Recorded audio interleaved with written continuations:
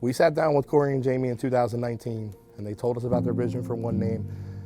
And really for me, from that moment, it was always in the back of my mind. I always kind of felt like God was preparing the situation and the transition for us. And really what ultimately made me, make the decision was kind of going through the whole COVID process. And during, COVID, we started watching, Corey online. Once things kind of started to open back up, we just felt like God was calling us here. And we came somewhere. It was in the end of January, and I told Luke, I was off that Sunday, and I said, tomorrow we're going to One Name. And he was like, really? I said, yeah, tomorrow we're going. And we never stopped. And I just couldn't stop crying. But I wasn't sad. I felt like I was home. I think too, because it was like our first time in real service since COVID. Time. Yeah.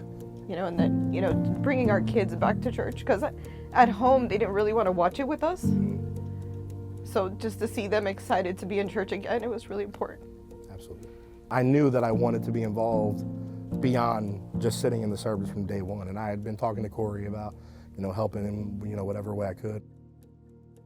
Well, I think throughout our marriage, we've had times where we gave, and then, times where we felt like it was too hard, and then we would give again, and we were like on a roller coaster when it comes to giving.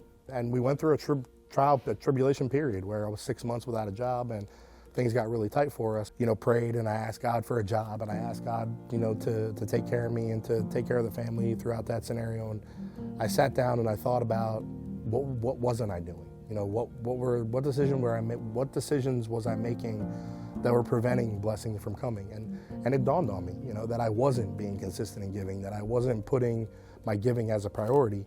And when the new opportunity came and I started to work for a new company in January, my conversation with her was, I don't care how hard it is, from day one, we're giving no matter what. And she just looked at me and said, you take care of it.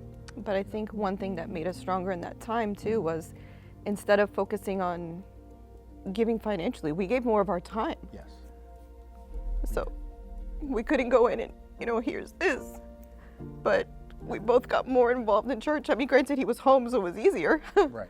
But we were able to jump in and serve and do more. And God has just continued to bless us immensely. Like, we've, got a house. Christy's been promoted at her job. I've moved forward with my own business and just been, immensely successful. And we're, we still have rough days. We still have difficult times. We still have weeks where we wish there might be a little bit more money in the bank. But you know what? We have everything that we could ever need.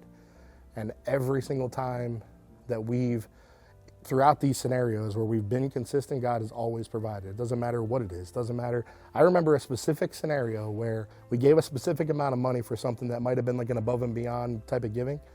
And 2 weeks later, we got a check in the mail that was a refund from our insurance company that was the exact amount that we had given at church. And it was amazing. We looked at each other and went, wow, that's God. Even like the kids, to continue to see them grow, now the kids are serving, so. Yeah, that's massive. It's awesome.